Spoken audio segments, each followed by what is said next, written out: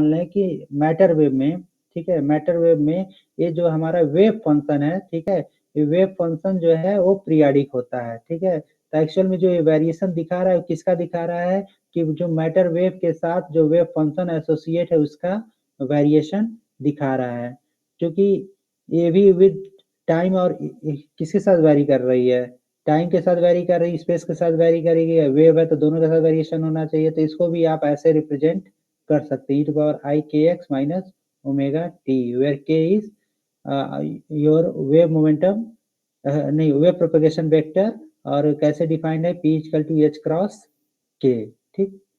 तो कुछ बुक्स में यहाँ पे लिखा रहता है ना आपका k की जगह पे ये p बाई h क्रॉस करके लिखा रहता है। ऐसे ही ओमेगा क्या है, उसकी वेव की फ्रीक्वेंसी है, जो आपकी मैटर वेव है उसकी फ्रीक्वेंसी है, और इसको आप e by E equal to होता है ना h क्रॉस ओमेगा, तो इसको लिख सकते हैं ओमेगा की जगह p बाई h क्रॉस भी लिख सकते हैं। तो कुछ बुक में ऐसे भी दिया रहता है, तो उसमें कंफ्यूज होने की जरूरत नहीं है। बट ये जानिए कि वेव जो है, जो वेव फंक्शन है उसको आप ऐसे लिख सकते हैं, a⁻⁴ माइनस ओमेगा टी। तो ये जो है वेव फंक्शन जो साई होती है वो होती है आपकी प्रोबेबिलिटी एम्पलीट्यूड बताती है। तो इसका फिजिकल सिग्निफिकेंस क्या है, इसका फिजिकल सिग्निफिकेंस जब आप इसका कंपैरिजन इलेक्ट्रोमैग्नेटिक वेव से करेंगे तो आप फाइंड आउट कर सकते हैं। ये भी हम लोग लास्ट क्लास में डिस्कस किए थे, लेकिन एक बार फिर कर ले रहे हैं कि मान लीजिए कोई पार्टिकल का, मान लीजिए कोई लाइट वेव है, ठीक है, तो आप जानते हैं लाइट वेव की इंटेंसिटी कैसे दी जाती है। लाइट एक इलेक्ट्रोमैग्नेटिक वेव है, ठीक। तो इलेक्ट्रोमैग्नेटिक वेव की इंटेंसिटी जो आपने इलेक्ट्रोमैग्नेटिक थियरी से निकाला था यूजिंग द पॉइंटिंग वेक्टर, तो या पॉइंटिंग थ्योरम का जो एनालिसिस किए थे उससे मिला था आपको 1/ε0 c e स्क्वायर, ठीक। तो वहां पे ये आया था आपका, ये क्या था, इंटेंसिटी, ठीक है। अगर कोई पार्टिकल वेव नेचर शो कर रहा है, मतलब सॉरी, कोई लाइट इलेक्ट्रोमैग्नेटिक वेव है, इलेक्ट्रोमैग्नेटिक वेव की अगर ई क्या है, इलेक्ट्रिक फील्ड का एम्पलीट्यूड हो, तो इंटेंसिटी जो दी जाएगी किसी समय उसकी क्या होगी, 1/2 c⁻�0 E0 स्क्वायर, ठीक। ये इंटेंसिटी है। मान लीजिए अगर लाइट, जैसे लाइट है आपके, लाइट रेडिएशन आपके, मान लीजिए आपने कोई पेपर ही है, पेपर पे अगर लाइट पड़ रही है तो आप कहते हैं ना कि यहाँ लाइट की इंटेंसिटी बहुत है, लाइट बल्ब जल रही है तो कहते हैं उसकी इंटेंसिटी जो आपके पास आ रही लाइट की, यहाँ सनलाइट ही मान ले, तो कभी कहते हैं कि इंटेंसिटी उसकी बहुत ज्यादा है, कभी कहते हैं इंटेंसिटी बहुत कम है। जब इंटेंसिटी ज्यादा होने का मतलब क्या है कि उस लाइट वेव में जो, अगर वेव नेचर उसका कंसिडर कर रहे हैं तो आप ये कह सकते हैं कि उसकी जो इलेक्ट्रिक फील्ड एम्पलीट्यूड जो है वो ज्यादा होगी, तभी तो इंटेंसिटी ज्यादा होगी, ठीक है। लेकिन अगर उसका पार्टिकल एस्पेक्ट को देखते हैं कि लाइट के जो सन से हमारे पास रेडिएशन आ रहे हैं, तो पार्टिकल एस्पेक्ट को देखेंगे तो अगर आप कहते हैं कि इंटेंसिटी बहुत ज्यादा है, मतलब धूप बहुत तेज लग रही है, तो आप क्या कहेंगे कि वहां पे नंबर ऑफ फोटॉन्स जो आपके आपके पास आ रहे हैं वो उनकी संख्या ज्यादा है। तो number of photons I equal to N H nu. तो ये क्या बता रहा है, नंबर जितनी ज्यादा होंगी वहां पे इंटेंसिटी उतनी ज्यादा होगी ना, पार्टिकल की होने की प्रोबेबिलिटी ज्यादा होगी, ठीक है। तो ऐसे ही अगर हम इसको देखते हैं इस, तो मैटर वेव को, तो मैटर वेव में भी क्या होता है, साई आपकी क्या बताती है, प्रोबेबिलिटी एम्पलीट्यूड, ठीक है। तो चूंकि पार्टिकल अगर इंटेंसिटी कहाँ पे ज्यादा होगी, अगर किसी अगर मैटर वेव है तो वहां पे इंटेंसिटी ज्यादा होगी जहाँ पे पार्टिकल की पाए जाने की प्रोबेबिलिटी ज्यादा होगी। तो मैटर वेव में भी क्या होता है, इंटेंसिटी किसके प्रोपोर्शनल होता है, साई जीरो का स्क्वायर। तो एक्चुअली इंटेंसिटी ज्यादा होने का मतलब क्या है कि वहां पे नंबर्स उसकी ज्यादा हैं, ठीक है। तो एक्चुअल में क्या है, वेव में जो आपका वेव है उसमें वहां पे पार्टिकल की प्रोबेबिलिटी बताता है, वो जो इंटेंसिटी वो जो साई स्क्वायर है वो बताती है कि कितनी प्रोबेबिलिटी है, ठीक है। वहां पे पार्टिकल की प्रोबेबिलिटी कितनी है, तो इसीलिए हम यहाँ बोलते हैं साई स्क्वायर की जो फिजिकल सिग्निफिकेंस होगी वो है कि वो प्रोबेबिलिटी डेंसिटी होता है। 3 डायमेंशन की बात करते हैं तो उसको क्या बोलते हैं, प्रोबेबिलिटी डेंसिटी, मतलब पार्टिकल की होने की वहां पे प्रोबेबिलिटी क्या है, ठीक। तो तो आप जानते हैं कि प्रोबेबिलिटी साई स्क्वायर जो है वेव फंक्शन है, क्या डिपेंड, ये क्या बताता है, आपकी प्रोबेबिलिटी बताता है। तो किसी भी वेव फंक्शन को फिजिकली एक्सेप्ट होने के लिए 3 चीजें होनी चाहिए। पहली चीज है कि मान लीजिए कोई वेव है, ठीक है, तो Sai should be single valued, ठीक।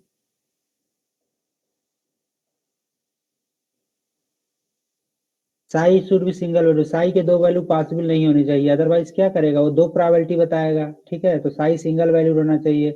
उसके बाद क्या होना चाहिए, साई क्या होना चाहिए, कंटिन्यूअस होना चाहिए। मान लीजिए अगर यहाँ पे वेव ये साई का वेरिएशन ही दिखा रहा है, ठीक है, मान लीजिए साई का वेरिएशन है, तो अगर मान लीजिए साई कंटिन्यूअस नहीं है, कहीं पे ब्रेक है, तो इसका मतलब क्या है कि वहां पे पार्टिकल नहीं, पार्टिकल के पाए जाने की प्रोबेबिलिटी क्या है, 0 है। पर ऐसा तो हो नहीं सकता, पार्टिकल तो हर जगह कुछ ना कुछ प्रोबेबिलिटी होगी ही। तो साई क्या होना चाहिए, वेव फंक्शन का बिहेवियर ऐसा होना चाहिए कि वो कंटिन्यूअस होना चाहिए। और दूसरा है साई की वैल्यू, साई डाइवर्ज भी नहीं करना चाहिए, मतलब साई की वैल्यू क्या होनी चाहिए, फाइनाइट होनी चाहिए। फाइनाइट नहीं होगा तो क्या हो जाएगा, प्रोबेबिलिटी 1 से ज्यादा हो जाएगी ना।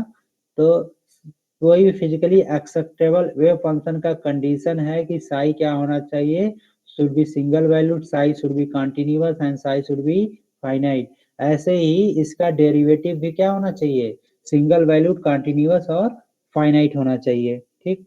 तो अब मान लीजिए अगर आपको साई पता है, ठीक, सॉरी, अगर आपको साई पता है तो प्रोबेबिलिटी निकालनी है। मान लीजिए ये वेव है, ठीक है, इसका ये वेरिएशन दे दिया है साई, मान लीजिए 1 डायमेंशनल वेव है, ठीक। तो आपको कह दिया जाए यहाँ से यहाँ पे पाए जाने की क्या प्रोबेबिलिटी है, x1 से x2 के बीच में पार्टिकल के पाए जाने की क्या प्रोबेबिलिटी है, तो कैसे कैलकुलेट करेंगे। तो प्रोबेबिलिटी कैलकुलेट करने के लिए आपको करना पड़ेगा, ये साई स्क्वायर क्या बताती है, प्रोबेबिलिटी अब किस रेंज में, फ्रॉम, अब इसको इंटीग्रेट कर लेंगे यहाँ से x1 से x2 तक पार्टिकल की पाए जाने की प्रोबेबिलिटी, ये बताएगा आपको, ठीक। ये एक्सप्रेशन क्या बताता है, प्रोबेबिलिटी बताती है कि कि x1 से x2 के बीच में कितने पार्टिकल की होने की प्रोबेबिलिटी कितनी है, ठीक है। साई स्क्वायर क्या है, प्रोबेबिलिटी डेंसिटी है, क्योंकि 1 डायमेंशनल वेव है तो dx रीजन में साई स्क्वायर dx क्या हो जाएगा आपका, dx का मतलब एक छोटा सा एलिमेंट ले रहे हैं ना, स्मॉल एलिमेंट ले रहे हैं, तो ये बता रहा है कि dx एलिमेंट की प्रोबेबिलिटी साई स्क्वायर है। तो पूरा x1 से x2 तक पार्टिकल के होने की प्रोबेबिलिटी क्या हो जाएगी, तो इसको आपको जस्ट इंटीग्रेट करना पड़ेगा, ठीक है। तो टोटल प्रोबेबिलिटी ऐसे मान लीजिए ऐसे किसी रेंज में आपको फाइंड आउट करना है कि पार्टिकल के होने की प्रोबेबिलिटी क्या है, तो आप इस एक्सप्रेशन का यूज कर सकते हैं, ठीक।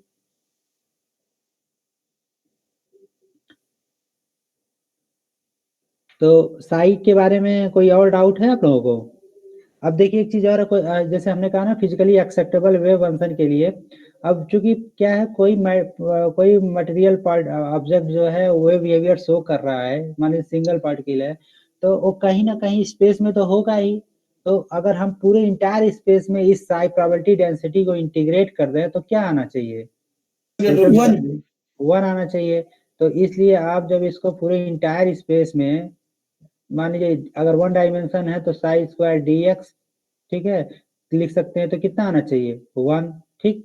तो साई इस तरह का होना चाहिए, ठीक है। फिजिकली एक्सेप्टेबल होने के लिए क्या होना चाहिए, साई ऐसा होना चाहिए कि साई स्क्वायर dx को इंटीग्रेट करें फ्रॉम इंटायर लेंथ, तो क्या आना चाहिए आपको, जिस मतलब वेव जहां तक एक्सटेंड कर रही है वहां तक इंटीग्रेट करें तो क्या होना चाहिए, उसका इंटीग्रेशन आपका वन। 1 होना चाहिए। अगर 3 डायमेंशनल की बात करें तो मतलब अगर इंटीग्रेशन वॉल्यूम पे है, ठीक है, तो साई स्क्वायर डीवी की वैल्यू क्या होना चाहिए, 1। तो इस कंडीशन को हम बोलते हैं नॉर्मलाइजेशन कंडीशन, ठीक है, नॉर्मलाइजेशन कंडीशन, ठीक। तो कभी कभी जब हम आगे यूज करेंगे इसका, ठीक है। तो यहाँ तक तो क्लियर है ना, कोई डाउट तो है नहीं, साई कहाँ से आया, साई का फिजिकल सिग्निफिकेंस क्या है।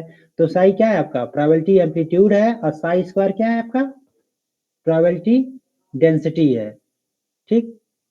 अब क्यों, कैसे निकाला हमने कंक्लूजन की साई स्क्वायर प्रोबेबिलिटी डेंसिटी है, क्योंकि हमने इसका कंपैरिजन किया इलेक्ट्रोमैग्नेटिक वेव से। Hello, yes sir.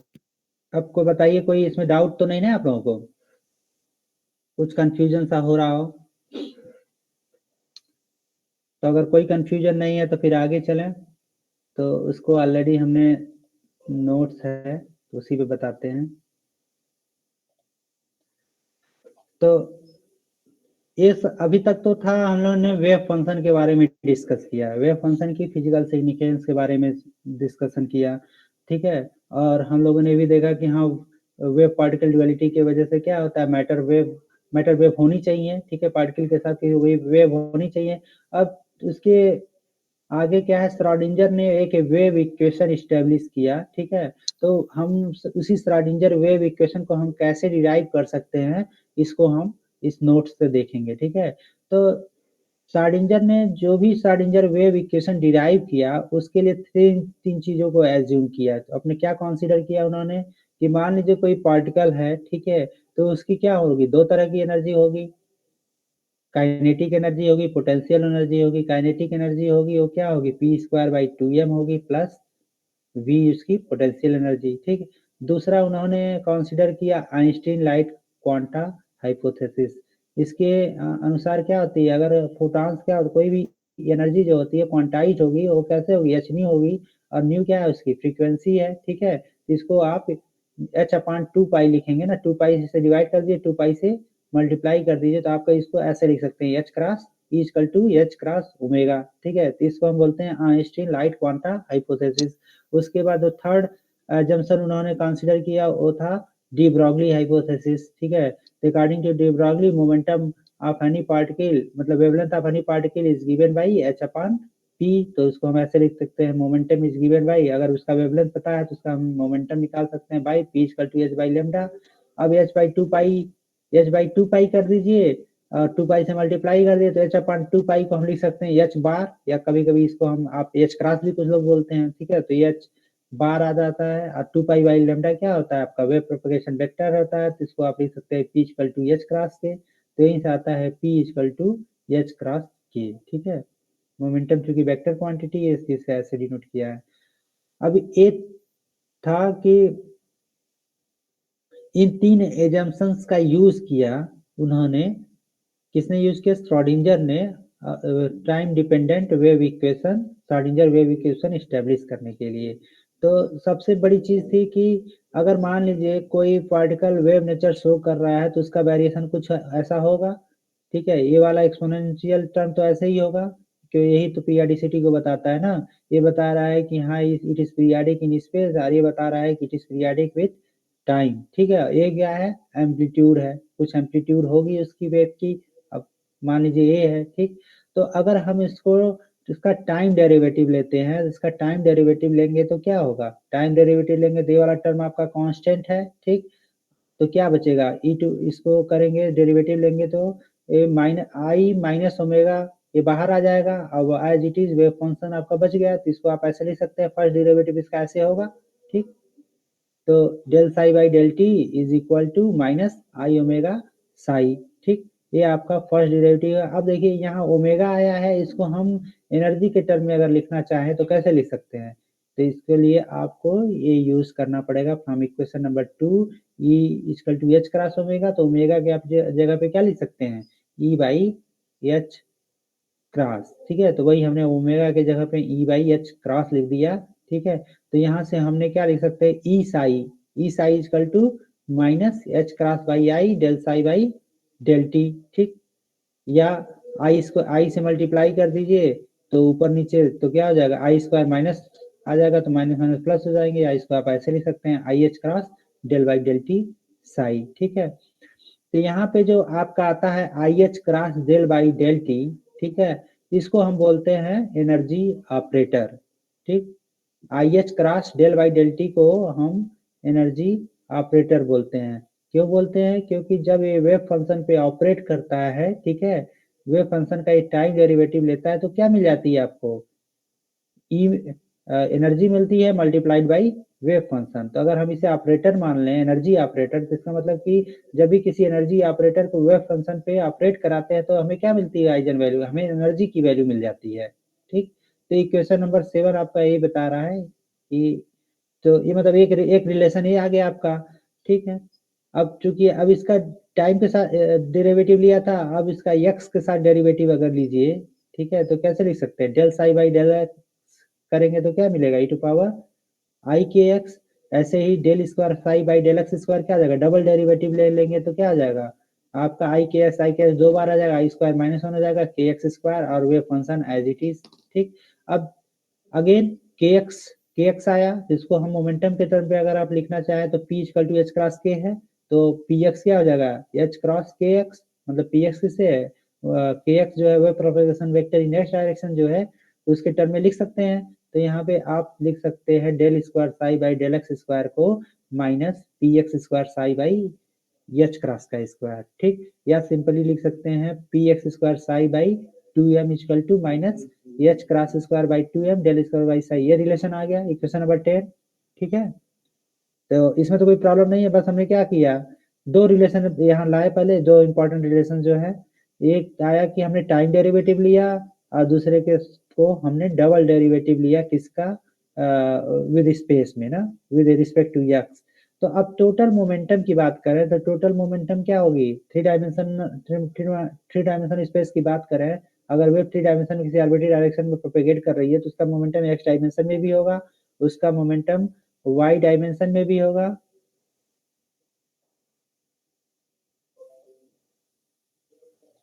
तो वाई डायमेंशन होगा तो टोटल मोमेंटम हो जाएगा, वो कैसे दिया जाएगा, P square equal to P x square P Y square plus P Z square.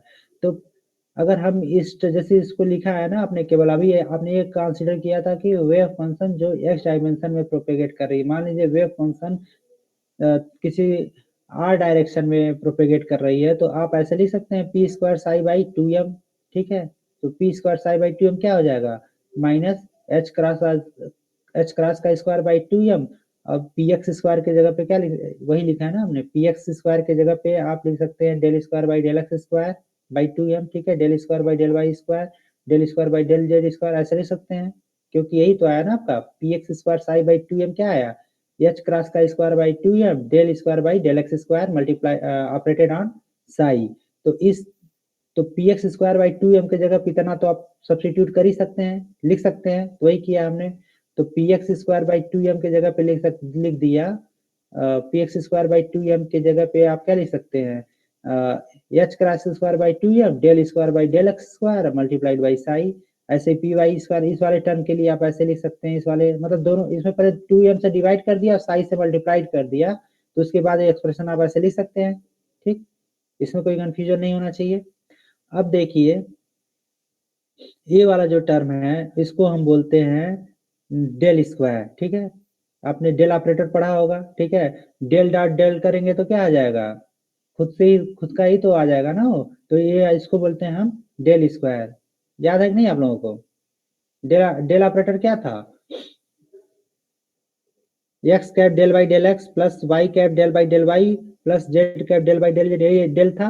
अब डेल डॉट डेल करेंगे तो डेल स्क्वायर मिलेगा, तो अगर उसका सेल्फ प्रोडक्ट कराएंगे तो क्या हो जाएगा, तो यही वाला टर्म आएगा, डबल डेरिवेटिव उसका लेना पड़ेगा। ठीक है, तो इस तरह आप लिख सकते हैं, इस टर्म को हम क्या बोलते हैं, डेल स्क्वायर। तो हमने क्या लिख दिया, P square psi by 2m को जब थ्री डायमेंशन में लिख रहे हैं तो क्या लिख सकते हैं, H cross square by 2m del square psi. ठीक है, सिमिलर इक्वेशन जब वन डायमेंशन की बात कर रहे हैं तो क्या लिखे थे आप, del square by del x square, और जब थ्री डायमेंशन में लिख रहे हैं तो क्या हो गया, ये डेल स्क्वायर आया।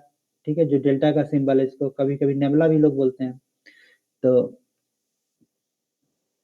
ये रिलेशन आपके पास आ गया। ठीक है, तो एक रिलेशन आपके पास आया 12 और एक रिलेशन आपके पास आया 7। ठीक है, E psi equal to i H cross del psi by del t, और एक आया आपके पास ई साई इजकल टू ये आया आपका एनर्जी ऑपरेटर के साथ, और दूसरा आया आपका P square psi by 2m equal to minus H cross square by 2m del square psi. ठीक है, ये तो वेव फंक्शन से दोनों रिलेशन आपने स्टेब्लिश किया। ठीक, अब देखिए जो पहला एजम्पशन था तो क्या था कि total energy of the particle is the sum of kinetic energy plus potential energy. ठीक है, ये तो है, ये फैक्ट है। अब क्या करिए कि दोनों साइड में साई से मल्टीप्लाई कर दीजिए, इस साइड में साई से मल्टीप्लाई कर दिया। हमें हमारा पर्पज क्या है, हमारा पर्पज है कि एनर्जी और मोमेंटम के टर्म में, ठीक है, हमें वेव फंक्शन लिखना है। ठीक है, वेव इक्वेशन लिखना है, उसी को हम श्रोडिंगर वेव इक्वेशन बोलेंगे आगे। तो ई साई इजकल टू पी इसको ऐसा लिख सकते हैं कि हमने क्या किया इसमें, इस इक्वेशन हमें साई से दोनों साइड मल्टीप्लाई कर दिया है, यही है ना, total energy of the particle is the sum of kinetic energy plus potential energy. अब दोनों साइड में साई से मल्टीप्लाई कर दिया, ठीक। अब देखिए इधर आ गया ई साई, इधर आ गया P square by 2m plus V X psi, ठीक। अब ई साई के जगह पे आप क्या लिख सकते हैं, ऊपर आपने अगर साई आपका वेव फंक्शन है तो ई साई के जगह पे आप इसे ऑपरेटर के टर्म में लिख सकते हैं, जिसे हमने कहा था कि del I H cross del by del T क्या था आपका, एनर्जी ऑपरेटर था। तो एनर्जी ऑपरेटर के टर्म में आप देख सकते हैं यहाँ पे ई साई के जगह पे I H cross del by del T psi, ठीक, कोई डाउट नहीं होना चाहिए। अब P square by 2m Sai की जगह पे क्या लिख सकते हैं, यहाँ देखिए P square psi by P square by 2m into Sai की जगह आप लिख सकते हैं ऑपरेटर फॉर्म में, मतलब in term of del square लिख सकते हैं, minus H square by 2m del square psi, तो यहाँ पे लिख दिया, ठीक। अब वी के साथ साई का एज इट इज मल्टीप्लाई हो गया। तो ये जो एक्सप्रेशन बन के आया, ठीक है ना, ये एक्सप्रेशन बन के आया, इसी को हम बोलते हैं श्रोडिंगर वेव इक्वेशन। तो एग्जाम में अगर आ जाए कि establish the time dependent Schrodinger wave equation, तो ये जो स्टेप्स हमने बताए उसी स्टेप्स को फॉलो करते हुए आप ये इक्वेशन इस्टेब्लिश कर देंगे, तो ये आपका हो जाएगा required expression of Schrodinger wave equation.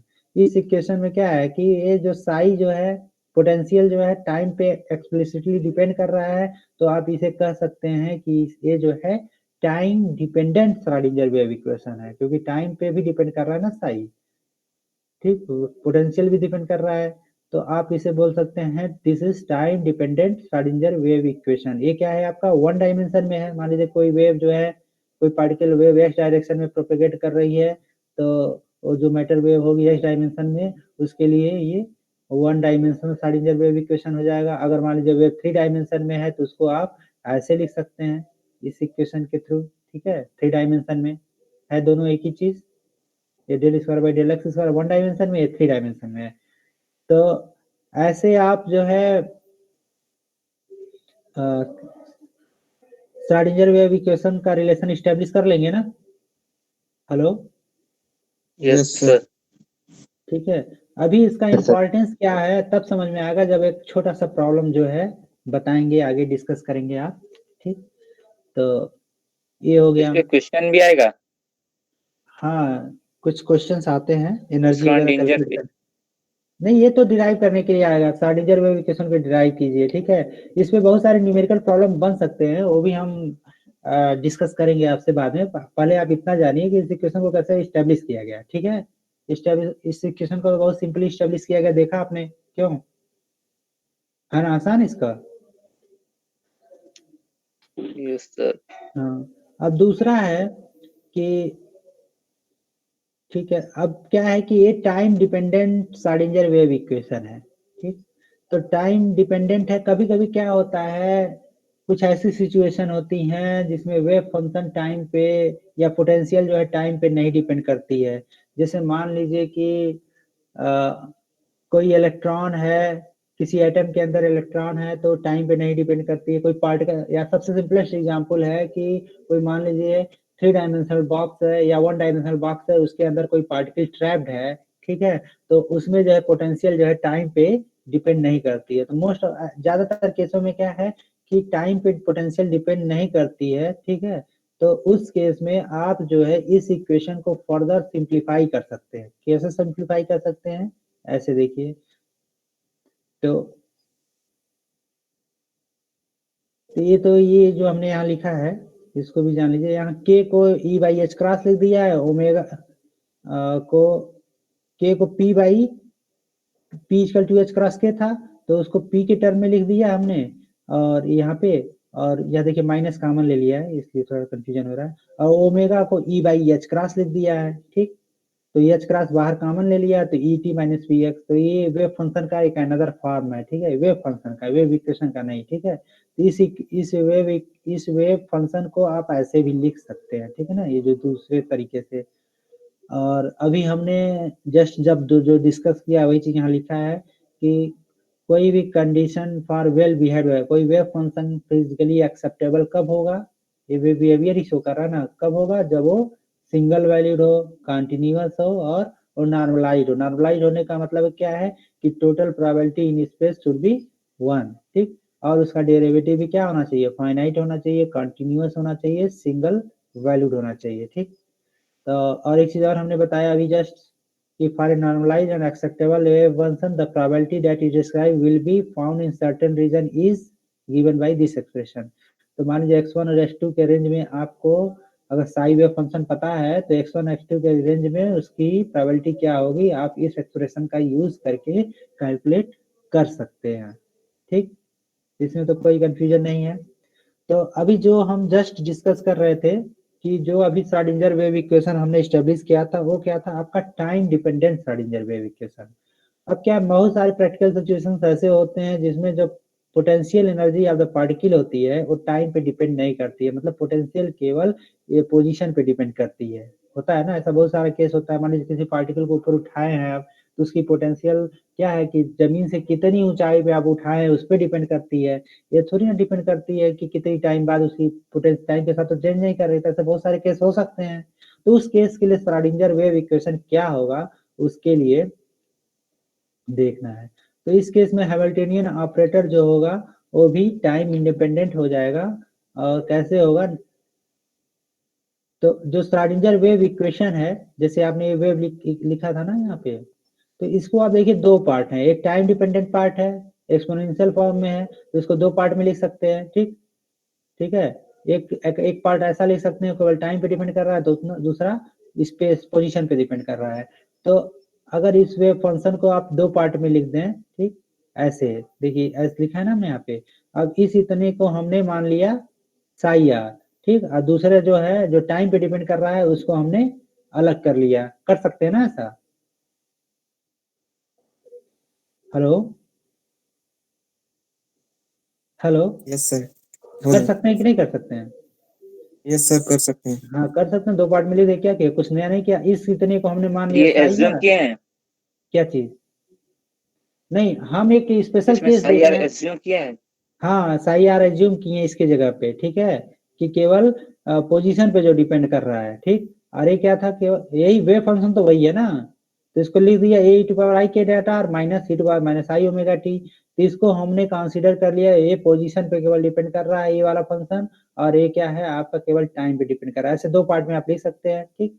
तो इस वाले पार्ट को चूंकि हम इंटरेस्टेड हैं कुछ ऐसे जो हमने बताया ना अभी जस्ट कि कुछ ऐसे प्रॉब्लम्स हो सकते हैं, कुछ ऐसी सिचुएशंस हो सकती हैं जिसमें जो है पोटेंशियल टाइम पे डिपेंड नहीं कर रहा है, तो उस केस में आपका श्रोडिंगर वेव इक्वेशन का क्या फॉर्म होगा उसके लिए हम कैलकुलेशन करने जा रहे हैं, ठीक। तो यहाँ देखिए वेव फंक्शन को दो पार्ट में आपने लिख दिया, ठीक। अब देखिए ये आपका time dependent Schrodinger wave equation है जो अभी जस्ट स्टेब्लिश किया ऊपर, वही है ना, I H cross del psi by del T minus H cross by two M del square psi plus V R psi, yes yes sir, yes sir. Sir. वही है। अब क्या करिए आप जो है साई के जगह पे इसको सब्स्टिट्यूट कर दिए, psi R E to power minus omega ये वाला टर्म, ठीक है। ओमेगा के जगह पे क्या लिख दिया हमने ई बाई एच क्रॉस, इसे कंफ्यूज मत होइएगा, ओमेगा के जगह पे ई बाई एच क्रॉस लिख ही सकते हैं। तो आप जब इसका टाइम डेरिवेटिव लेंगे तो साई आर जैसे यहाँ साई जब सब्स्टिट्यूट किया दो पार्ट में, तो साई आर क्या है टाइम पे तो डिपेंड नहीं कर रहा है, तो psi R as it is बाहर आ जाएगा। और जब इसका टाइम डेरिवेटिव ले लेंगे इस वाले टर्म का, ठीक, तो क्या आएगा, ये एज इट इज आ जाएगा into multiplied by minus I E by H cross, कोई दिक्कत नहीं है, यही वाला टर्म आएगा, ठीक। और दूसरी तरफ देखिए डेल स्क्वायर क्या है, ये तो डेरिवेटिव ले रहा है ना स्पेस में, तो आ, ये तो ऐसे ही दिखाया था ना, del square by del x square plus del square by del Y square, ये किस पे ऑपरेट करेगा, टाइम पे तो ऑपरेट नहीं करेगा। इसके लिए क्या है ये वाला पार्ट जो है कांस्टेंट इस बाहर आ गया, और जब टाइम वाले स्पेस वाले पार्ट पे ऑपरेट करेंगे, ठीक है, तो minus H cross square by two M, तो ये वाला जो है किस पे ऑपरेट करेगा, जो स्पेस डिपेंडेंट पार्ट मतलब जो पोजीशन पे डिपेंड कर रहा है उसी को तो ऑपरेट करेगा ना डेल स्क्वायर। जिसको आप ऐसे लिख सकते हैं, कोई दिक्कत नहीं है, ठीक। अब तीसरा जो है यहाँ पे, तो जब आप ये वी आर जो है, ठीक है, थर्ड ऑपरेटर क्या है, ये एनर्जी ऑपरेटर हो गया, ठीक है, मान लीजिए मोमेंटम ऑपरेटर इसको मान सकते हैं, ठीक है। ये मान लीजिए पोटेंशियल है। अब पोटेंशियल अगर टाइम पे डिपेंड नहीं कर रहा है, ठीक है, तो पोटेंशियल किस पे ऑपरेट करेगा, केवल जो पोर्शन वेव का होगा जो पोजीशन पे डिपेंडेंट होगा उसी पे ऑपरेट करेगा ना। तो इस केस में भी क्या हो जाएगा, ये वाला जो एक्सपोनेंशियल टर्म हमने जो था, ठीक है, जो टाइम पे डिपेंडेंट टर्म था वो इसके बाहर आ जाएगा। v किस पे ऑपरेट करेगा, केवल इस पार्ट पे। ठीक, अब क्या कीजिए, इससे इस इतने टर्म से दोनों साइड में डिवाइड कर दीजिए। जब दोनों साइड में डिवाइड कर देंगे by dividing by the common exponential factor, तो आपके पास जो एक्सप्रेशन आएगा वो ये आएगा। ठीक, यहाँ E psi are minus H cross square by 2m del square psi, क्योंकि ये तो कैंसिल हो गया दोनों साइड में, ठीक है, और वी आर साई आर, यहाँ ये भी कैंसिल हो गया। तो आपके पास जो इक्वेशन आया, इक्वेशन नंबर 19, अब देखिए एक कहीं टाइम पे डिपेंड कर रहा है। तो देखिए इसको, जो आपने वो कंडीशन लगाया था ना कि दो पार्ट में वेव फंक्शन को डिवाइड कर दिया, space dependent part, time dependent part, ठीक है, और ये एज्यूम कर लिया कि पोटेंशियल जो है केवल स्पेस पे डिपेंड, पोजीशन पे डिपेंड कर रहा है, टाइम पे नहीं डिपेंड कर रहा है। तो इस कंडीशन को जैसे ही अप्लाई किया तो क्या किया, जो टाइम वाला पार्ट है इस पोटेंशियल ऑपरेटर के बाहर आ गया, ठीक है, और पोटेंशियल के साई पे केवल ऑपरेट कर रहा है। तो इस केस में जो आपका वेव फंक्शन आया, ये equation number sorry wave equation जो आया वो ये देखिए यही आया। ठीक, अब देखिए ये केवल ये टाइम पे नहीं डिपेंड कर रहा है ना, टाइम डिपेंडेंट नहीं है, केवल पोजीशन पे डिपेंड कर रहा है। तो इसको हम बोलेंगे time, this is the required expression for time independent Schrodinger wave equation. तो आपने टाइम डिपेंडेंट से उसको कन्वर्ट कर लिया किसमें, time independent Schrodinger wave equation में। ठीक है, क्योंकि जब पोटेंशियल टाइम पे डिपेंड ही नहीं कर रहा है तो हमें क्या जरूरत है वेव फंक्शन के उस पार्ट को कंसीडर करने की, उसको कैंसिल एलिमिनेट कर दिया हमने। जब डिपेंड ही नहीं कर रहा है टाइम पे तो उसको कंसीडर करने की जरूरत तो थी नहीं, ऑलरेडी एलिमिनेट हो गया। तो अब हमारे कैलकुलेशंस में इस इक्वेशन भर का यूज कर सकते हैं, कहाँ, जहाँ पे पोटेंशियल टाइम पे डिपेंड नहीं कर रहा है। ठीक, ठीक है ना, एक्सप्रेशन का डेरिवेटिव कैसे स्टेब्लिश किया, क्लियर हो गया ना आप लोगों को। इसको क्या, हाँ, ये आपका yes sir. Time independent sari, दो तरह के श्रोडिंगर वेव इक्वेशन एग्जाम में पूछ सकता है, कोई भी ध्यान दीजिएगा। ठीक है, अगर एग्जाम में आएगा establish time dependent Schrodinger wave equation तो time dependent Schrodinger wave equation लिखिएगा। ठीक, अगर आ गया कि establish time independent Schrodinger wave equation तो आप time independent Schrodinger wave equation ही डिराइव करके दीजिएगा, अदरवाइज 0 नंबर मिलेंगे। ठीक, अब क्या है, बहुत सारे एप्लीकेशंस हैं, ठीक है, तो जैसे पार्टिकल इन ए बॉक्स की प्रॉब्लम है, जैसे 1 डायमेंशनल बॉक्स हो सकता है, 2 डायमेंशनल बॉक्स हो सकता है, 3 डायमेंशनल बॉक्स हो सकता है कि पोटेंशियल स्टेप टाइप की प्रॉब्लम हो सकता है टनलिंग की प्रॉब्लम हो। जैसे सेमीकंडक्टर मटेरियल में क्या होता है, जो बैरियर बनता है ना, तो बैरियर के पास क्या होता है, इलेक्ट्रॉन्स टनल ही तो करते हैं ना। अगर मान लीजिए, तो इस तरह की जो प्रॉब्लम है क्वांटम में, जैसे रिफ्लेक्शन हो रहा है लाइट का या ट्रांसमिशन हो रहा है, ठीक, तो उसमें टनलिंग होती है। ठीक है, तो वो सारे प्रॉब्लम्स है क्वांटम मैकेनिकली जो है सॉल्व कर सकते हैं। ठीक, तो सबसे से जो आपकी सिलेबस में है ना, तो सब कुछ तो पढ़ने की जरूरत है नहीं, क्योंकि आप लोगों को बहुत सिलेबस में जो है एप्लीकेशन में ये नहीं है कि आपको 2 डायमेंशन 3 डायमेंशन नहीं पढ़ने की जरूरत है, पढ़ लीजिएगा, अच्छा है। पोटेंशियल स्टेप वाली भी प्रॉब्लम आपको नहीं करनी है, ठीक है, पोटेंशियल बैरियर वाली भी प्रॉब्लम आपको इस सिलेबस में तो नहीं है। ठीक, तो आपके सिलेबस में particle in a 1 dimensional box. ठीक, तो आप particle in a 1 dimensional box का जो है ये करिएगा। तो the simplest quantum mechanical problem is that of a particle trapped in a, अब क्या है कि ये देख रहे हैं ना, हमने बताया होगा कि मान लीजिए कोई 3 डायमेंशनल मटेरियल है, ठीक, तो 3 डायमेंशनल मटेरियल है तो इलेक्ट्रॉन क्या होंगे, 3 डायमेंशन में मूव करने के लिए फ्री होंगे।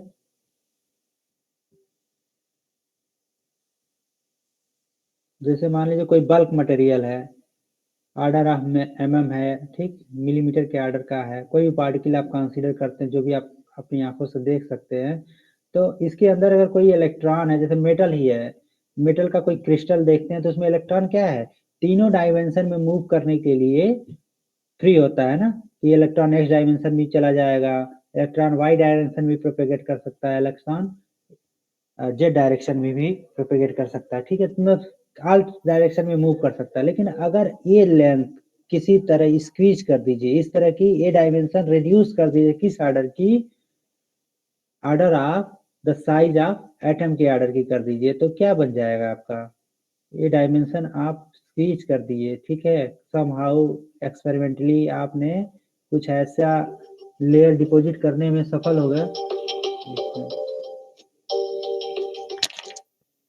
हेलो, हाँ बताइए। जी अभी मैं क्लास ले रहा हूँ, बाद में बात करता हूँ। हेलो, तो कहने का मतलब है कोई भी एक मतलब कोई पार्टिकल जो भी आप देख सकते हैं ना, स्मॉलर कोई पाउडर ही जो अपने आंखों से देख सकते हैं, तो 3 डायमेंशन में होता है ना, बल्क मटेरियल होता है। लेकिन जैसे ग्रेफाइट ही बल्क मटेरियल है, अगर ग्रेफाइट की एक लेयर केवल ले लीजिए जिसे हम बोलते हैं ग्राफीन, ठीक है, तो मतलब तो उसमें क्या होता है, ग्राफीन में आप जानते हैं कि इलेक्ट्रॉन केवल क्या है, एक प्लेन में ही केवल मूव कर सकता है, क्योंकि उसकी जो तीसरी 2D में डायमेंशन है। हाँ, क्या बोल सिर्फ रहे हैं? 2 डायमेंशन में। हाँ, 2 डायमेंशन में। अब क्या है, जब ये तीसरा डायमेंशन स्क्वीज कर दिए, किस ऑर्डर का हो गया, एटॉमिक स्केल का हो गया, तब इलेक्ट्रॉन इधर कहाँ जाएगा, इलेक्ट्रॉन इधर मूव नहीं कर सकता है ना, केवल 2 डायमेंशन में मूव कर सकता है।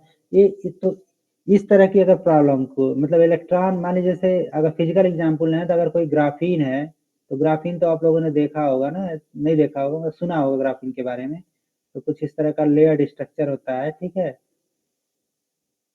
ठीक है। तो ग्राफीन क्या है, केवल एक प्लेन में ही मूव कर सकता है, ठीक है। तो अगर इलेक्ट्रॉन फ्री है मूव करने के लिए इस प्लेन में, या मतलब इस प्लेन में, ठीक है, अगर ये स्केल किस ऑर्डर का है, एंगस्ट्रॉम के ऑर्डर का है ना, मतलब इस तरह स्क्वीज किया इस डायमेंशन को कि किस ऑर्डर का हो, फ्यू 4 एंगस्ट्रॉम या 5 एंगस्ट्रॉम जो भी हो, यही ऑर्डर होता है, एटॉमिक स्केल यही होती है ना, 4-5 एंगस्ट्रॉम के ऑर्डर की होती है। तो अगर ये डायमेंशन स्क्वीज कर दिए 4 एंगस्ट्रॉम को, तो इलेक्ट्रॉन की जो प्रॉपर्टी होगी वो क्या होगी, ये ट्रैप्ड हो गया ना इलेक्ट्रॉन, इसके बाहर तो जा नहीं सकता है, इसको हम बन सकते हैं 2 डायमेंशनल बॉक्स, ठीक है।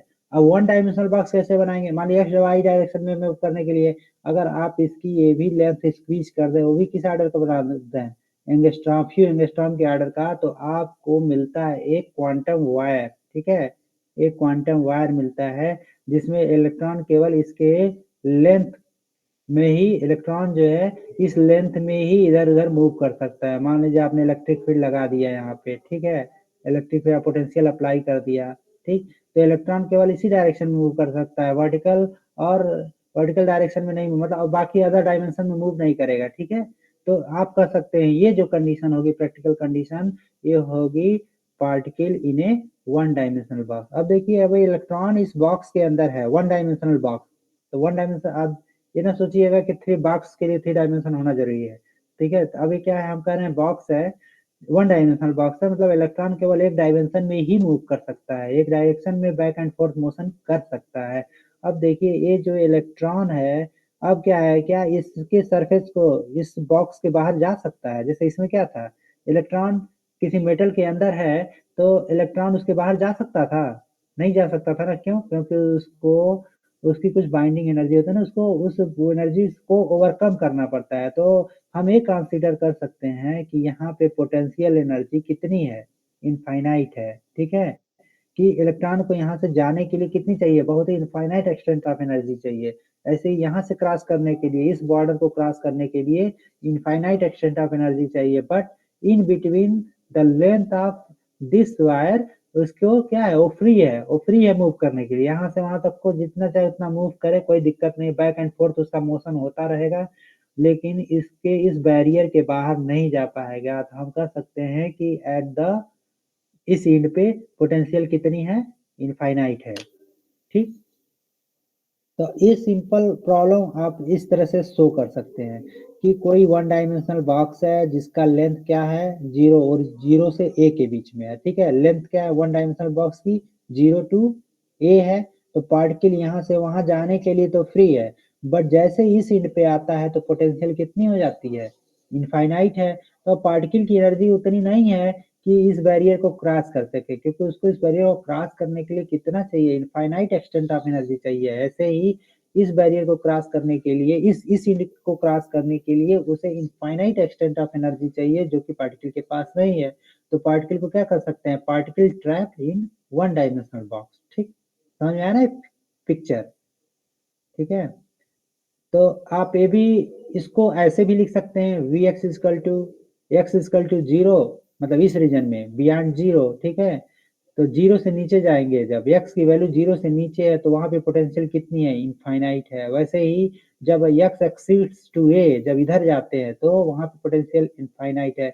क्योंकि यहाँ ऑलरेडी इनफाइनाइट मांग लिया, आपकी कोई भी वैल्यू हो पोटेंशियल की इलेक्ट्रॉन की तो ऑलमोस्ट 0 ही है, ठीक है, मान सकते हैं ना उसे। मान लीजिए 5 जो भी वोल्ट हो, तो जितनी भी एनर्जी हो तो उसको मान सकते हैं कि यहाँ पे पोटेंशियल 0 है इस रीजन में, ठीक है। क्योंकि इधर इनफाइनाइट के कंपेरिजन में कुछ भी पोटेंशियल हो तो उसे हम मान सकते हैं 0, ठीक। तो अब क्या है इस रीजन में, ये क्या बताता है, ये पोटेंशियल फंक्शन ये बताता है, ठीक है, कि इस रीजन में पोटेंशियल पार्टिकल की क्या है, 0 है, बट इस रीजन में पोटेंशियल इनफाइनाइट है, इस रीजन में पोटेंशियल इनफाइनाइट है।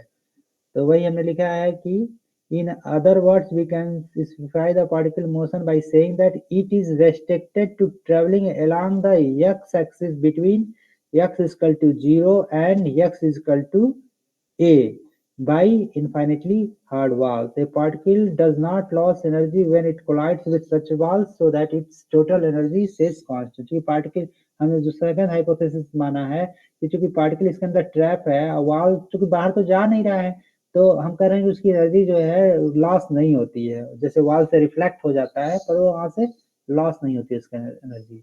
तो अब इस प्रॉब्लम को सॉल्व करें, कैसे करेंगे, इस प्रॉब्लम को सॉल्व करना है क्वांटम मैकेनिकली सॉल्व करना है, क्योंकि इलेक्ट्रॉन क्या है, बहुत ही साइज उसकी बहुत छोटी है, क्वांटम पार्टिकल एक तरह से है, तो साइज बहुत छोटी है तो वो बिहेवियर शो करेगा, तो हम वेव इक्वेशन अप्लाई कर सकते हैं, ठीक है। तो इसके लिए जो है क्या है, इसकी पोटेंशियल देख रहे हैं कि टाइम पे तो डिपेंड नहीं कर रहा है ना। तो देखिए यहाँ इस इंड पे है, इस पोजीशन पे कुछ है, इस पोजीशन पे कुछ है, बीच में 0 है, पोटेंशियल टाइम पे डिपेंड नहीं कर रहा है, तो इसलिए हम Schrodinger time independent wave equation लिखेंगे, ठीक है। इस प्रॉब्लम को सॉल्व करने के लिए मतलब पार्टिकल की अगर एनर्जी आपको कैलकुलेट करनी है तो आप जो है श्रोडिंगर वेव इक्वेशन जो ये दिया हुआ है del square psi plus 2m/h cross का स्क्वायर ई माइनस बी से यूज करेंगे। अब चूंकि 1 डायमेंशन है, 3 डायमेंशनल बॉक्स होती तो आप ये डेल स्क्वायर यूज करते, ठीक, ये वाला इक्वेशन यूज करते। क्योंकि 1 डायमेंशनल बॉक्स की बात हो रही है तो आप बस इसका 1 डायमेंशनल वाला वर्जन यूज करिए, ठीक है, बाकी डायमेंशन के वेरिएशन कुछ नहीं है तो सब 0 हो जाएंगे ऑटोमेटिकली। तो आपकी 1 डायमेंशनल बॉक्स की जो आएगी श्रोडिंगर वेव इक्वेशन, वो आएगी dt psi square by D X square 2m e minus B by H cross का स्क्वायर, ये आपका वेव इक्वेशन हो गया, ठीक, इसमें कोई कंफ्यूजन नहीं होना चाहिए। अब क्या है कि आप इसमें देख रहे हैं इस फिगर में कि पार्टिकल इसके अंदर मूव कर रही है। मान लीजिए किसी एटम के अंदर इलेक्ट्रॉन है, ठीक है, तो आप क्या देखते हैं, इलेक्ट्रॉन की एनर्जी जानना चाहते हैं कि इस ऑर्बिटल में है तो उसकी एनर्जी कितनी है, दूसरे ऑर्बिटल में एक्साइटेड स्टेट में है, मतलब दूसरे सेकंड ऑर्बिटल में चल गई तो उसकी एनर्जी ज्यादा है, थर्ड में चली गई तो उसकी एनर्जी ज्यादा है। एक तरह से एटम के अंदर इलेक्ट्रॉन क्या है, बाउंड स्टेट ही तो बनाता है ना, वो भी इसके अंदर तो ट्रैप ही है ना। तो हम इंटरेस्टेड किस हैं, हमें उस रीजन से तो नहीं मतलब है ना कि x 0 से पहले क्या है, a के बाद क्या है। इलेक्ट्रॉन तो सरवाइव कर रहा है 0 और a के बीच में, तो 0 और a के बीच में उसकी एनर्जी वेरिएशन क्या है उसमें इंटरेस्टेड है, ठीक। तो हम इस इक्वेशन को सॉल्व करेंगे किस रेंज में, 0 से a के बीच में, क्योंकि हमारा इलेक्ट्रॉन जो है रेस्ट्रिक्टेड है to move only in the region 0 to a। So और आपने ये भी देखा कि इस रीजन में पोटेंशियल क्या है, 0 है, इस रीजन में पोटेंशियल 0 है। तो अब अगर हम इस पार्टिकुलर रीजन की बात करें तो 0 से a के बीच में जो श्रोडिंगर वेव इक्वेशन हो जाएगा, क्योंकि यहाँ v 0 है ना 0 से a के बीच में, तो श्रोडिंगर वेव इक्वेशन जो हो जाएगा आपका हो जाएगा ये, यहाँ हमने v को 0 कर दिया, ठीक, ये इक्वेशन हो गई। तो ये 1 dimensional Schrodinger wave equation for the particle trapped in 1 dimensional box हो गया in the region 0 to a, ठीक। अब देखिए यहाँ पे हमने ये टर्म आया 2mb/h क्रॉस स्क्वायर, इसको हमने मान लिया कोई कांस्टेंट है k, एज्यूम कर लिया, ठीक है। तो k क्या है आपका, k स्क्वायर मान लिया इसको, तो k स्क्वायर मान लिया तो k क्या आ गया, k equal to 2mb/h cross, कुछ भी मान सकते हैं आप, लेकिन चूंकि बुक्स वगैरह में ऐसे दिया था ऐसे इसको मान लिया हमने k स्क्वायर, ठीक है, ताकि आगे दोबारा इसको कन्वर्ट ना करना पड़े। तो अब इसको, ये जो है आपका डिफरेंशियल इक्वेशन बन के आया, सेकंड ऑर्डर डिफरेंशियल इक्वेशन बन के आया। और आप इंटरमीडिएट में सॉल्व करते आए हैं कि सेकंड ऑर्डर डिफरेंशियल इक्वेशन है, तो उसका सॉल्यूशन कैसा दिखेगा, psi equal to A sine K X plus B cos K X, ये कुछ ऐसा ही आएगा। तो ये जो है जो वेव इक्वेशन आई, तो साई के लिए अगर इसको आप सॉल्व करेंगे तो कुछ इस तरह का आएगा, जहाँ ए और बी क्या है, सम पैरामीटर्स हैं, ठीक है। तो अब ए और बी की वैल्यू क्या है इसे आपको फाइंड आउट करना है, और के की वैल्यू क्या है इसे भी फाइंड आउट करना है। तो आप एक्चुअल वेव फंक्शन कैसा होगा इसके अंदर, देखिए इस बॉक्स के अंदर इलेक्ट्रॉन का वेव फंक्शन कैसा होगा उसको फाइंड आउट करने के लिए आपको क्या चाहिए, ए बी और के। अब इसे इवेल्युएट कैसे करेंगे, इसे इवेल्युएट करने के लिए आपको बाउंड्री कंडीशन यूज करना पड़ेगा, मतलब इलेक्ट्रॉन का बिहेवियर इस बाउंड्री पे कैसा है उस फिजिक्स का यूज करना पड़ेगा। तो साई क्या है, प्रोबेबिलिटी एम्पलीट्यूड है। आप देख रहे हैं कि यहाँ पे पोटेंशियल इनफाइनाइट है, तो पार्टिकल की पाए जाने की प्रोबेबिलिटी यहाँ पे क्या होगी, यहाँ तो वेव फंक्शन की वैल्यू 0 होगी ना, यहाँ पे वेव तो रुक ही नहीं रहा है, तुरंत रिफ्लेक्ट हो जा रहा है, तो यहाँ पे इस एंड पे वेव फंक्शन की वैल्यू क्या होना चाहिए, 0। एक्स इक्वल टू 0 पे पोटेंशियल इनफाइनाइट है, तो पार्टिकल के पाए जाने की प्रोबेबिलिटी कम है, इसका मतलब प्रोबेबिलिटी एम्पलीट्यूड क्या है, 0 है। तो आपका जो बाउंड्री कंडीशन है वो है एक्स इक्वल टू 0 पे साई एक्स की वैल्यू क्या होनी चाहिए, 0 होनी चाहिए। ऐसे ही एक्स इक्वल टू ए पे साई ए की वैल्यू क्या होगी, 0 होगी। ये जो बाउंड्री कंडीशन इसे हमें अप्लाई करना है तो find out A B and के।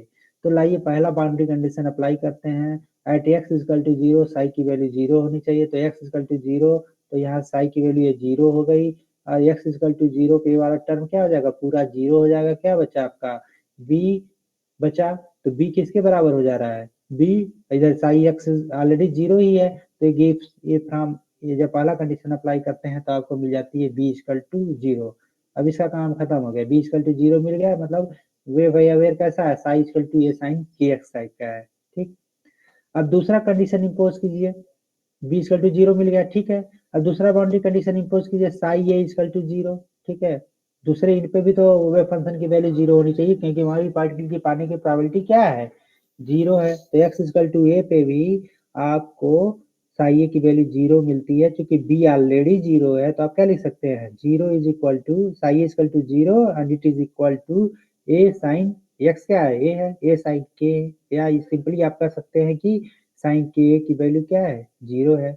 अब एक साइन के की वैल्यू 0 कब होगी, जब ये पाई का इंटीग्रल मल्टीपल हो, साइन क्या हो, इंटीग्रल मल्टीपल ऑफ पाई हो, जिसके अंदर है जो एंगल है जो एन पाई जो लिख रहे हैं, ठीक है। इसका मतलब जब दोनों साइड को इक्वेट करेंगे तो आ जाएगा आपका के इक्वल टू एन पाई, ठीक, के इक्वल टू एन पाई। तो अब क्या कीजिए, आपको मिल गया के की वैल्यू मिल गई, के की वैल्यू क्या आई, एन पाई बाई ए, ठीक। बी की वैल्यू मिल गई 0, तो आपके पास वेव फंक्शन साई क्या आ गया, ए साइन के एक्स, ये वेव फंक्शन ए साइन के एक्स आ गया। अभी ए की वैल्यू स्टिल आपको फाइंड आउट करनी है, ठीक है। तो अभी यहाँ देख लीजिए, इस रिलेशन से जो दूसरा कंडीशन लगाया था आपने, क्या है, के इक्वल टू एन पाई, मतलब ए मल्टीप्लाइड बाई के की वैल्यू क्या है, 2me by H cross square, square root of 2me by H cross square, that is equal to N pi. So from here दोनों साइड का स्क्वायर कर देंगे और एन के लिए सॉल्व करेंगे, तो आपके पास आएगा N equal to N square pi H cross square by 2m square. यहाँ एन क्या है, 1 2 3 समथिंग है ना, ये यहाँ पे जो आपने कंडीशन लगाया था 0 था, कब होगा, जब पाई हो, 2 पाई हो, 3 पाई हो, मतलब एन की वेरिएशन कहाँ से कहाँ तक है, एन इक्वल टू 1 2 3 समथिंग है, ठीक। तो ये आपका आया एनर्जी आइजन वैल्यू। तो एन इक्वल टू 1 है तो एनर्जी क्या आएगी, pi square by H cross square divided by 2ma square. N equal to 2 है तो आपकी एनर्जी की वैल्यू ये आ रही है, एन इक्वल टू 3 है तो एनर्जी की वैल्यू ये आ रही है, ठीक है। तो इस तरह से आपने इसको, जब इस प्रॉब्लम को श्रोडिंगर वेव इक्वेशन से आपने वन डायमेंशनल बॉक्स को ट्रीट किया, ठीक है, मतलब उसको यूज किया, सॉल्व किया, तो आपको एनर्जी, पार्टिकल की एनर्जी पता चल गई। तो आप क्या देख रहे हैं, एनर्जी जो है क्वांटाइज है, एन इक्वल टू 1 के लिए कुछ एनर्जी है, अब एन इक्वल टू 1.5 एग्जिस्ट नहीं करता है, इसलिए एन इक्वल टू 2 के लिए है, मतलब एक लाइन मिला, दूसरा लाइन मिला। जैसे एटम क्या एक तरह से बाउंड स्टेट बन रहा है ना, कि इलेक्ट्रॉन ट्रैप्ड है तो बाउंड स्टेट बना, ऐसे ही जब किसी एटम में भी क्या होता है, वहाँ एनर्जी कंटिन्यूअस नहीं होता है ना, डिस्क्रीट होता है, हर एक ऑर्बिटल की अलग अलग एनर्जी होती है। क्यों होती है? क्योंकि वहाँ इलेक्ट्रॉन भी बाउंड है ना, उसको एटम के अंदर बाउंडेड है, ठीक है, तो उसके वजह से उसकी भी एनर्जी जो होती है क्वांटाइज हो जाती है। हर एक स्टेट की अलग अलग एनर्जी होती है, तो उसमें भी ग्राउंड स्टेट होता है, एक्साइटेड स्टेट होते हैं। ऐसे ही यहाँ पे भी जो आपका पार्टिकल है किसी पोटेंशियल वेल में ट्रैप्ड है, तो वहाँ की भी एनर्जी क्वांटाइज्ड है, ठीक। तो ये एनर्जी के लिए एक्सप्रेशन हो गया। अभी एक चीज और आ गया था ना, इसकी वैल्यू निकालना था, ए की वैल्यू। तो के की जगह पे एन पाई बाई ए लिख दीजिए, ए की वैल्यू निकालनी है। ए की वैल्यू तो आप जो हमने एज्यूम किया था ना, फिजिकली एक्सेप्टेबल वेव फंक्शन होने के लिए क्या होना चाहिए कि हमें नॉर्मलाइजेशन कंडीशन इम्पोज करना पड़ेगा, ठीक है। तो ये वेव फंक्शन क्या होना चाहिए? नॉर्मलाइज होना चाहिए। नॉर्मलाइजेशन होने के साई ऐसा होना चाहिए कि psi square D X should be integration of psi square D X equal to 1। कहाँ से? पूरे इंटायर रेंज में, ठीक है, जितना भी रेंज हम कंसीडर कर रहे हैं पूरे रेंज में अगर इसको इंटीग्रेट करते हैं प्रोबेबिलिटी डेंसिटी को, तो टोटल प्रोबेबिलिटी क्या आनी चाहिए? 1 आना चाहिए। बट आप जानते हैं कि जब आप जीरो से पहले जाते हैं या ए से बाद जाते हैं तो वेव फंक्शन साई क्या होता है? क्योंकि इलेक्ट्रॉन तो अंदर ट्रैप है, तो आगे वेव फंक्शन जीरो है। वेव फंक्शन जीरो मतलब वहां पर प्रोबेबिलिटी जीरो है। तो आपका ये लिमिट चेंज कर सकते हैं फ्रॉम जीरो टू ए, ठीक। लिमिट को चेंज कर सकते हैं, क्योंकि पूरा इंटीग्रेट करने की जरूरत नहीं है, क्योंकि पार्टिकल जो है क्या है, केवल बॉक्स के अंदर ही है। तो जीरो से ही तो बॉक्स ही डायमेंशन है, तो इंटीग्रेट कर लीजिए जीरो से है।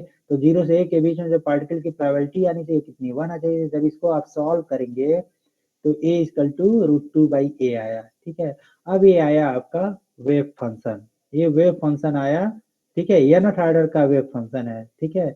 जैसे अब मान लीजिए इसको प्लॉट करना है, कैसा वेव का बिहेवियर कैसा होगा, ठीक है। तो पहला आया देखिए, n इक्वल टू 1 रखेंगे तो क्या आएगा? साइन पाई एक्स बाई ए। तो x इक्वल टू 0 पे इसकी वैल्यू 0 होगी, तो यहाँ पे 0 है। x इक्वल टू ए पे इसकी वैल्यू 0 होगी, x इक्वल टू ए पे n पाई हो गया ना, तो 0 होगी, तो यहाँ पे भी 0 है। यहाँ पे देखिए ए बाई टू पे, तो X equal to A by two रखेंगे, ए बाई टू रखे से कट जाएगा, pi by two, N pi by two की वैल्यू क्या हो जाएगी? साइन 1 होगी, तो यहाँ पे मैक्सिमम हो जाएगी, ठीक है। तो आपने वेव फंक्शन को जब प्लॉट किया तो कुछ इस तरह का आया, ठीक है। अब इससे आप इसका वेवलेंथ भी कैलकुलेट कर सकते हैं, कितनी हो जाएगी? 2a। तो ऐसे ही एक ग्राउंड स्टेट वेव फंक्शन हो गया। एक्साइटेड स्टेट वेव फंक्शन कैसा हो जाएगा? n इक्वल टू 1 था तो n इक्वल टू 2 रख दीजिए, n इक्वल टू 2 रख देंगे तो क्या हो जाएगा? n इक्वल टू 2 रख दिया। अब देखिए यहाँ x equal to A by 2 कर रख के सब्सिट्यूट करिए, देखिए यहाँ सेंटर पे क्या आ रहा है? जीरो आ रही है, प्रोबेबिलिटी एम्पलीट्यूड जीरो आ रही है, मतलब यहाँ पे वेव के पाए जाने की प्रोबेबिलिटी कम है। तो ये फर्स्ट एक्साइटेड स्टेट का प्लॉट हो गया, थर्ड एक्साइटेड स्टेट का प्लॉट हो गया। ऐसे आप प्लॉट कर सकते हैं, एग्जाम में आता है कि to show the wave variation, ठीक है, इनसाइड द बॉक्स। तो x इक्वल टू 0 और x इक्वल टू a के बीच में इस वेव फंक्शन का वेरिएशन आप ऐसे दिखा सकते हैं यूजिंग दिस एक्सप्रेशन।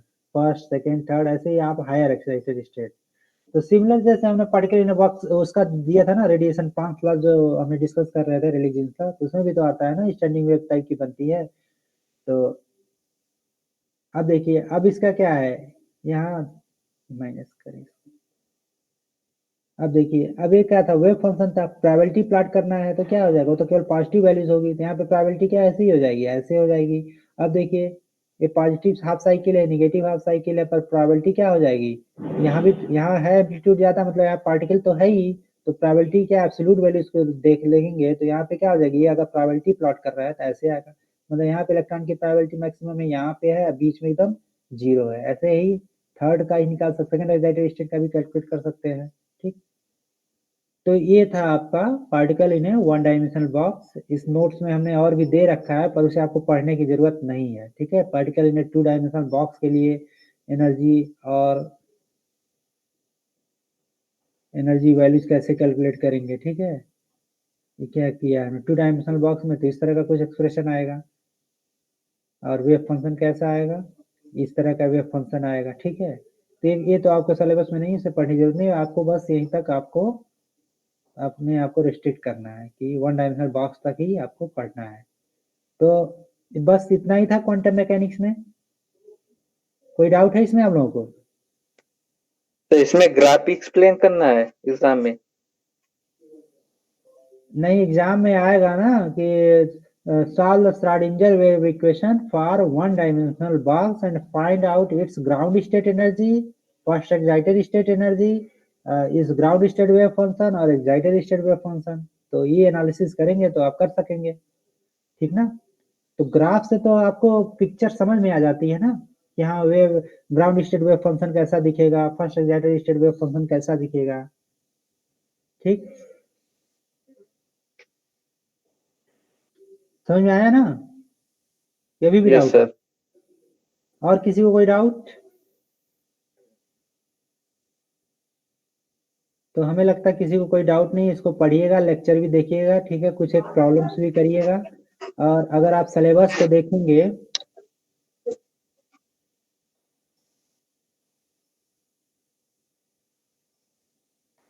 हमेशा जब भी पढ़िए ना सिलेबस अपने पास रखे रहिए। सिलेबस के ज़्यादा पढ़ेंगे तो आपको ज़्यादा मेहनत करना पड़ेगा और कुछ एग्जाम में तो पूछेगा नहीं।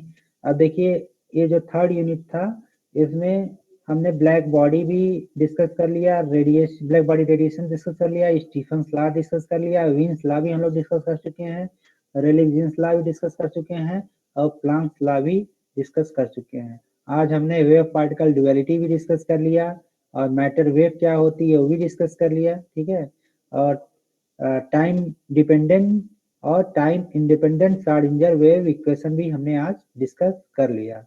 और ये जो Born interpretation of wave function है ये बिल्कुल वही है जो हमने आपको बताया ना कि जैसे वे साई स्क्वायर क्या बताता है, प्रोबेबिलिटी डेंसिटी बताती है और साई क्या प्रोबेबिलिटी एम्पलीट्यूड है। जो डिस्कशन हमने बताया वही है बोर का इंटरप्रिटेशन। जो हमने बताया वो हमारा नहीं है, वो बोर ने इंटरप्रेटेड किया था कि वेव फंक्शन कैसा होता है, ठीक, ये भी डिस्कस हो गया। अब solution to stationary state Schrodinger wave. Stationary state का मतलब क्या है, टाइम स्टेशनरी स्टेट मतलब स्टेशनरी हो, मूव ना कर रहा, मतलब time independent Schrodinger wave equation for one dimensional box, ठीक है। तो ये भी हो गया आपका वन डायमेंशनल बॉक्स के लिए जो आपको सॉल्व करना था प्रॉब्लम को, वो भी आपने सॉल्व कर लिया। अब आप देख रहे हैं यूनिट नंबर 3 कंप्लीट हो चुकी है आपकी, ठीक। केवल एक टॉपिक बचा है क्वांटम इफेक्ट, इसे किसी और दिन डिस्कस कर लेंगे, ठीक।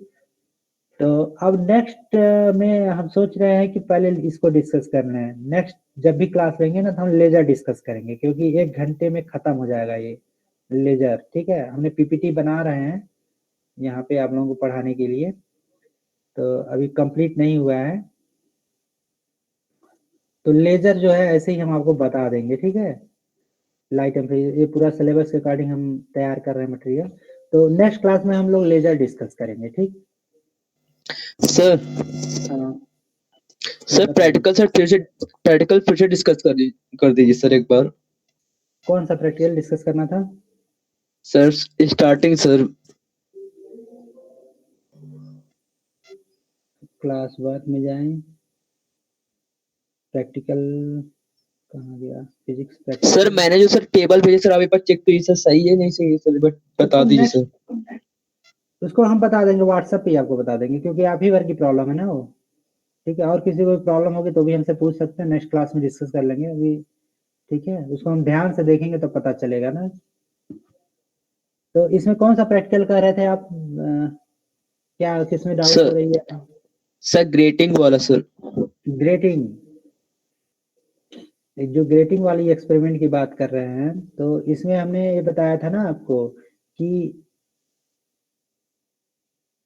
इसमें जो टेबल देखिए बना ही है, कोई दिक्कत तो है नहीं इसमें। तो ये वाला टेबल आप मत बनाइएगा, ठीक ना। इस टेबल को आप मत बनाइएगा क्योंकि इसमें क्या है, ग्रेटिंग के इसको लेवल को एडजस्ट करने के लिए ये वाला एक्सपेरिमेंट किया जाता है। आपको क्या निकालना है, वेवलेंथ निकालना है ना। तो आप मरकरी लैंप यूज करेंगे, ठीक। एक मिनट।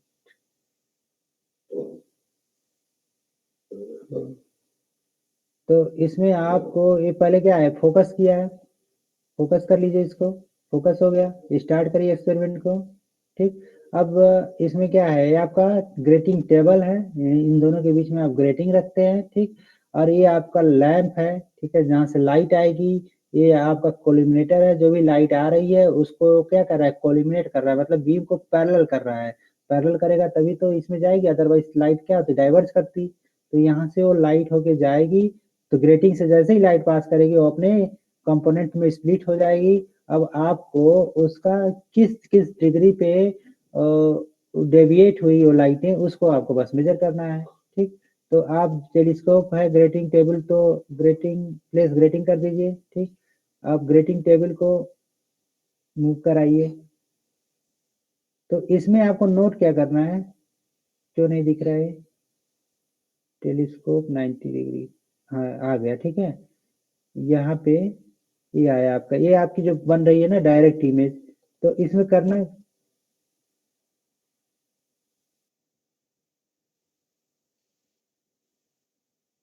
आ रहा है ना रेंज में।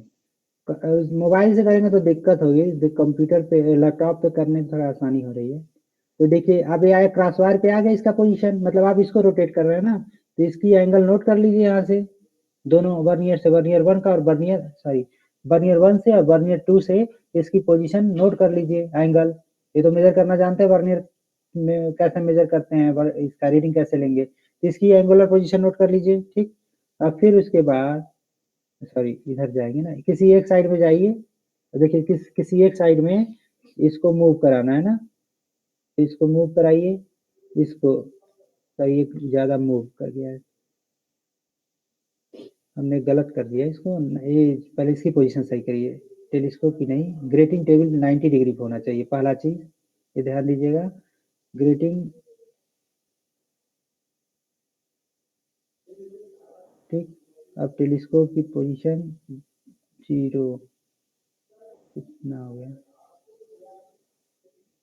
ठीक है, ऑलमोस्ट 0 है।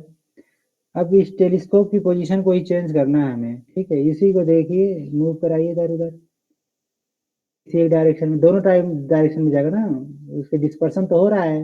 डिस्पर्सन होने का मतलब जैसे प्रिंट से कोई लाइट पास करती है तो डिस्पर्स हो जाती है, तो अलग अलग एंगल पे तो मिलते हैं ना वो, तो यहाँ देखिए कुछ नहीं मिल रहा है सर लाइट ऑन नहीं है, स्विच। On light. हाँ देखिए अभी स्पेक्ट्रम मिलना शुरू हो गया, ठीक। तो आपको बस क्या करना है, ये इसको ले जाइए क्रॉसवायर की पोजीशन पे रखेंगे, अच्छा यहाँ पे पहले करें टेलीस्कोप पे। अब इसको जो है इसकी, अब आ गया मान लो वॉलेट पे, तो वॉलेट का जो है एंगुलर पोजीशन नोट कर लीजिए, ठीक। फिर उसके बाद रेड पे आ गया, तो रेड की एंगुलर पोजीशन नोट कर लीजिए, और फिर ये आपका जो भी कलर आ रहा है इस पे नोट कर लीजिए, फिर ग्रीन पे आ रहा है उस पर नोट कर लीजिए, येलो पे, सारे का एंगुलर पोजीशन, पहले आप देखिए इस डायरेक्शन में गए, ठीक, तो सारे का एंगुलर पोजीशन नोट कर लीजिए, फिर आप दूसरे डायरेक्शन में जाए, सॉरी इस इधर जाएगा ना, हाँ एक चीज और था ना, यहाँ देखिए, यहाँ ये फर्स्ट ऑर्डर था, ये जो दूसरा स्पेक्ट्रम जो रिपीट हो रहा है जिसकी इंटेंसिटी थोड़ी सी कम है, वो आपकी क्या है, सेकेंड ऑर्डर है, ठीक।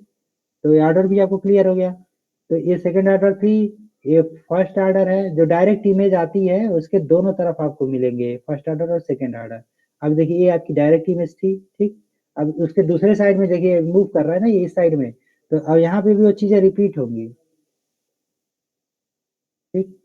वो चीजें रिपीट हो रही हैं वही स्पेक्ट्रम में, फर्स्ट ऑर्डर, और ये इसके बाद आएगा सेकंड ऑर्डर, तो फर्स्ट ऑर्डर का फर्स्ट ऑर्डर से कैलकुलेशन करना, सेकंड ऑर्डर का सेकंड ऑर्डर से। तो अब देखिए कैलकुलेशन बहुत ही आसान है, थियरी थियरी पे देखिए यही इक्वेशन है।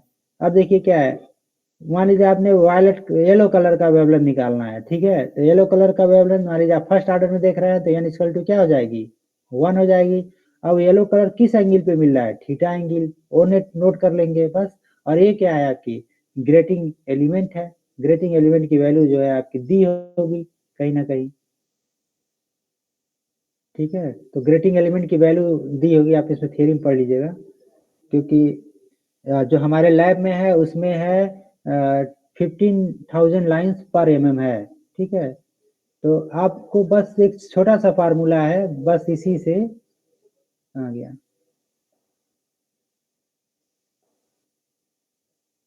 हाँ यही फार्मूला, इसी फार्मूले का यूज करके आपको बस वेवलेंथ निकाल देना है। तो वायलेट के करस्पॉन्डिंग क्या का एंगल है, तो आप इसका यूज करके फर्स्ट ऑर्डर में देख रहे हैं तो फर्स्ट ऑर्डर आप देखेंगे एग्जैक्ट वेवलेंथ वही आएगा, ठीक ना। समझ में आया ना आप लोगों को, करिएगा आप लोग खुद से तब ज्यादा समझ में आएगा।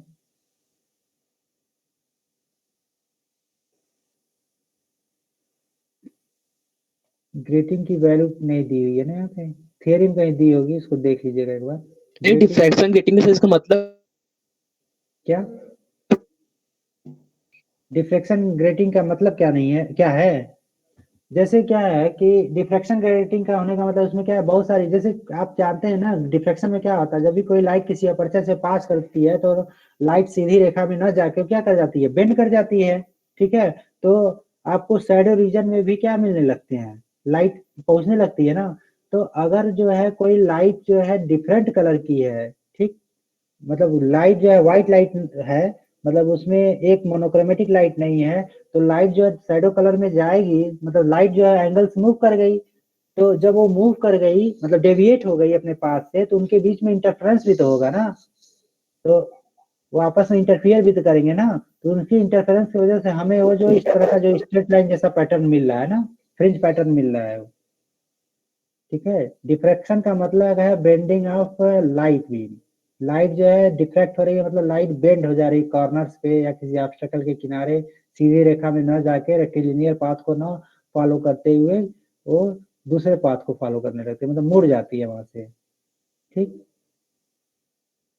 तो जो लाइट देखिए, जो आप यंग्स डबल स्लिट एक्सपेरिमेंट करते थे उसमें क्या होता था, 2 पॉइंट सोर्स थे और वो जो है उनका जो है फ्रंट आपस में इंटरफियर करता था, ब्राइट फ्रिंज डार्क फ्रिंज मिलती थी, वही चीज इसमें भी है। बट ये क्या है, उसमें आप सिंगल कलर अगर यूज करते हैं तो एक सिंगल ब्राइट और डार्क केवल मिलेगी, अगर मल्टीपल कलर्स यूज करेंगे तो आपको कई ऑर्डर के मिलेंगे ना, मतलब कई कलर के मिलेंगे। Hello, yes sir. Yes sir. तो थोड़ा सा उसको पढ़िएगा, ग्रेटिंग की थियरी पढ़िएगा तो ज्यादा समझ में आएगा, ठीक है। तो ये वाला टेबल बनाइएगा आप, थीटा वाली। सर फाइंड वेवलेंथ वाला सर, हाँ, वेवलेंथ वाला। Second number. हाँ सेकंड का, इसकी जरूरत नहीं है, वो तो बस ग्रेटिंग को जो है स्टैंडर्डाइज करने ओके के लिए है, तो कई सारे मेथड्स हैं, तो इसमें क्योंकि आप कर नहीं पाएंगे तो उसको कोई करने से फायदा नहीं है। आप वेवलेंथ कैसे कैलकुलेट करते हैं बस इतना देखिए, ओके ठीक सर। है। तो फिर जब भी नेक्स्ट क्लास होगी कल या परसों बताएंगे, तो उस नेक्स्ट क्लास में हम लोग लेजर डिस्कस करेंगे, ठीक ना।